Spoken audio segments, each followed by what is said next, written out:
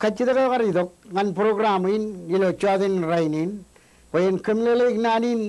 chon kaboyo agar baridok kacitaga gicen nanin chon kaboyo chon nan elap ilo mur an armit ebayan rebabagim lat image kudubu enangin alben mur an armit nanin kaboyo melelin chon kaboyo kkim rebji ainum maneo painja bayam magut kaboyo ainum maneo an armit igadan armit jangan armit lalangal lal ailengan ailing pujangan puj chowi ngan chowi nugun ngan nugun chomjan ngan chomjadin chemen ngan najin eber kaboyo igadan armit rain chadiyan kaboyo ne rup im chibilgilik elange trouble gorla brajwalo emarong rup chuan puj kan trouble emarong rup chuan nugun ak chuan family kadan ro ailing kadan chowi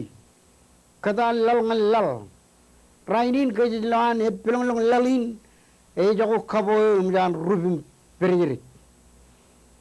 malelin nadin chon kaboyo kikki ainum maneom refugee chon ainum maneo panjab langjak empelok hengi nana wari dokkati dagi gichen chon kaboyo elang nan go rejberigin nanin chonin putto eni on parto medoyo ej berudilo an chon kaboyo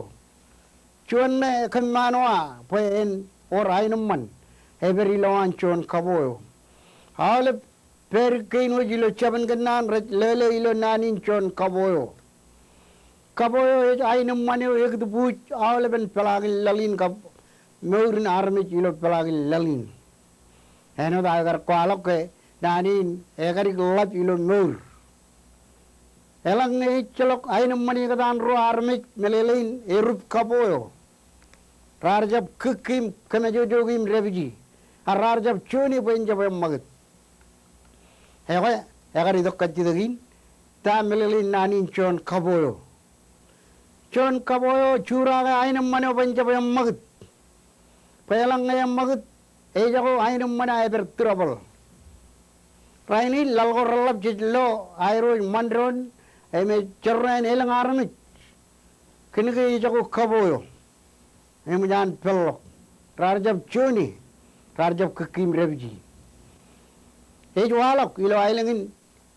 na rainin bajan kada kaga kinige jidlo ge majali ne jilagot bayen rub kaboyo yi igatan armit jangan armit igadan pujangan puj chowi ngan chowi yauruk pujan rol ngan manit ko ar im chala ko ar pergain gar matairin rala ga magat eyo alak chun meu regal egar charger yo niyen gain regal raj perodok kab kajin gain waj regal raj perodok em bugu kejut pujan chula ku chala ko arim kajin ko ar kam manit ko ar elang agar jab erer dok niyen gain kab kajin gain waj ejamin gar em magat kaboyo yon majal island rainin ha rainin program ina nan chirong ko mage kejo chumur chuji lodan kaboyin chino em magat emod logri chimatan jan ke egar biru rainin ar pug neuran armit e biru ar rubi manit ko rudi me chen gar jab rubi awle men ko rar no em jay ro rub e rupneom chareo ilo manit engar rupneom chareo ilo chala ko ar aga engar jab rub ilo manit payala rub e paga kaboin chani jo chicken elang na je paga kaboin me chok menin chone ak jajamin chon kaboin lukun mole o majal island na je pebe impedu bedak igadan lang korla ban lalin ega bruminch elang kaboin na je mag em nanar kilgin dok kachide kaage chonot kaboy panjab mag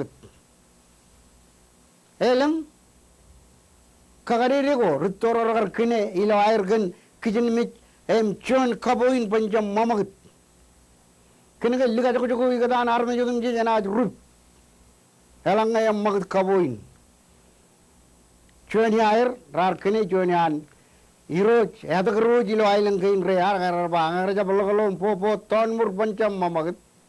en chok liga jok jokin e pokoj kuin elang ngayam magit kaboin e jorren majalin evidu peda ka e jorren ichlo ainum man inne malele TV program yon mejado to e parrajang chabreot rore churaga manit ilo pelangin majalin rituru jar kabro rijala in alap dada ngan kene war pen chuda ligin an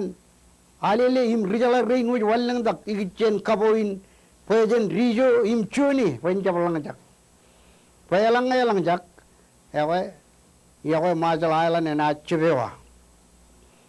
tet kamole arme ina galle to kajidagi ni gichen nanin chon kaboyo pe nanin alele jan gar kamle legi ak chon nan kleblet ake daadok ewe tet lewa chon dar marung im karung ebeben gor rigolok ka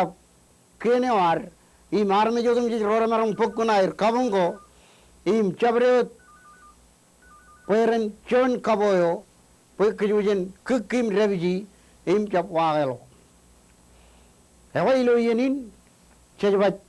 pulangot im rong jaga nanin chon kaboyo ak je damak we roralle do kajidagin bolen eju purwer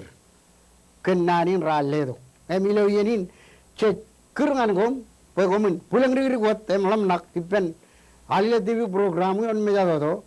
eu yalan aroj na pu kaboin banjabam mag jana jambak